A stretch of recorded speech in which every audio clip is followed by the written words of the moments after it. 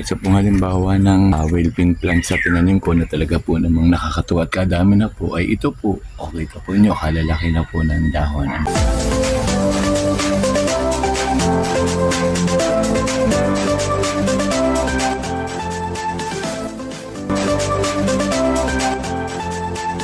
Hello po, magandang araw po sa ating lahat. Propagate ko po yung aking pong hinarvest ng mga snake plants para po mas mapadami ko pa po. Isa po yun sa kinukonsidered ngayon 26 na lucky plant. Marami pong bumili sa akin ng halaman ngayon, kaya po ngayon ay akin pong i-repat ulit para po mas marami. Lalagay ko po dun sa pots na pag po binili nila ay hindi na po nila ililipat dahil okay na po. Isa pong halimbawa ng whale pin plant sa tinanim ko na talaga po namang nakakatuwa at kadami na po ay ito po. Okay ka po nyo, kalalaki na po ng dahon. Yan po ay isa po sa pamilya po ng snake plants at yan po ay lucky plants po ngayong pong 2026. Bago po tayo mag-repat po ng aking mga na-harvest pong whale pin plants ay pakita ko po muna sa inyo ang aking pong iba't iba pong tanim na snake plant. Di po ganun siya karaming variety, ilan lang po, pero na po pag nakita po ninyo ay magustuhan din po.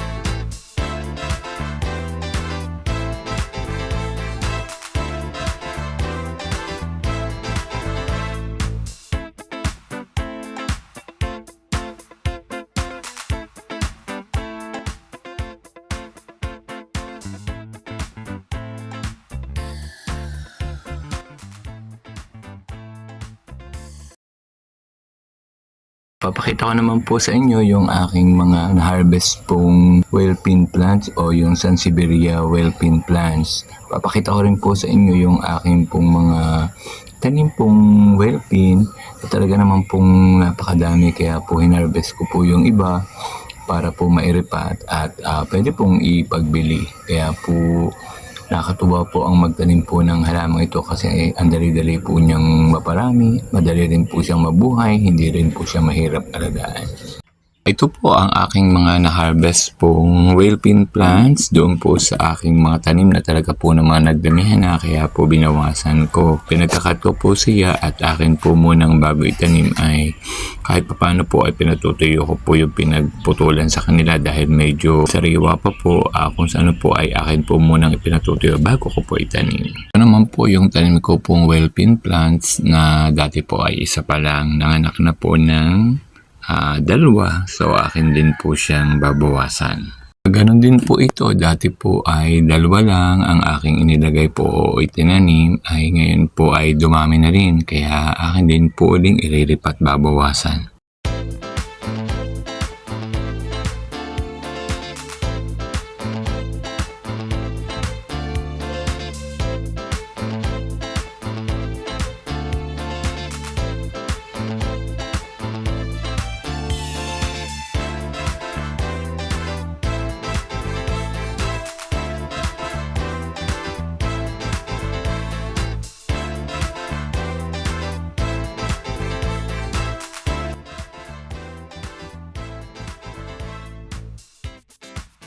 Yan, okay na po.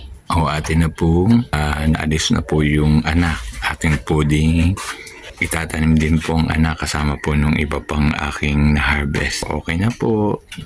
Solo na po ulit siya. Tingnan niyo po kaganda. Yan na, itanim ko na po. Akin na po uling dadalhin po doon sa aking pong kinuha ng lamesa. Doon po sa may kusina. Dadalhin ko na po uli. Yan, kita po ninyo. Ganun po ang ginagawa ko para po maparami po itong aking tanim na whale pin. O ayan, ayan na uli.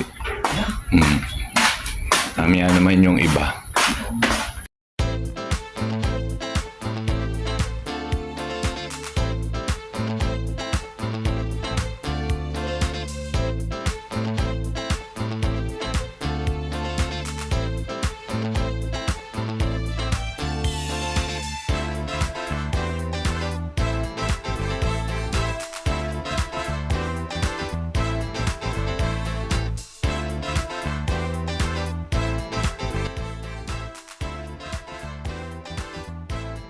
Ito na po yung binawasan po natin. Solo na po ulit siya. Makita po ninyo, kaganda na po uling i-display. Ang saan Siberia whale-pin plants naman po ay dali po siyang dumami tulad po nito. Dati po dalwalaan ngayon po ay marami. Natira naman po tayo ng 4. Napakadali pong padamihin ang halamang ito. Hindi rin po mahirap siyang itanim. Ari pong pasong ari ang inalsan ko ng maraming whale pin. Kaya po bawas ulit tayo ng ilalagay para po ari po ang nakuha din sa kanilang paso. Yan, pero aligyan ulit natin ng panibago at yan po ay dadami na naman po ng kadaming anak. Ito naman pong na-harvest na medyo maliliit pa po ay akin naman po uling pagtatatanim naman po sa lupa at yan po ay maglalakihan uli. Yan, nakakatuwa po, padami ng padami, palaki ng palaki, mga nganak ng mga nganak at irilipat natin hanggang dumami na po ang ating whale-pin plants na ang iba po ay talaga pong pwede nating maipagbili.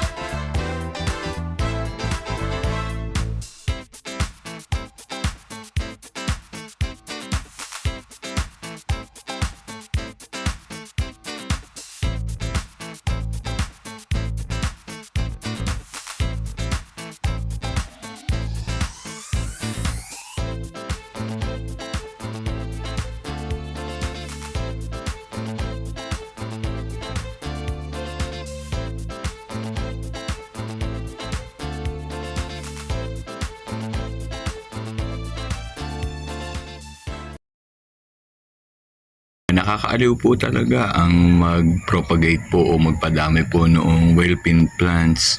Kasi po, ang dali po niyang dumami. Kahit po magkaroon lang kayo ng isang buhay na whale-pin at yun po ay maayos pong nabubuhay, magkakaanak po talaga ng madami at kayo po ay makakapagparami. Ang dami ko pong naitanim.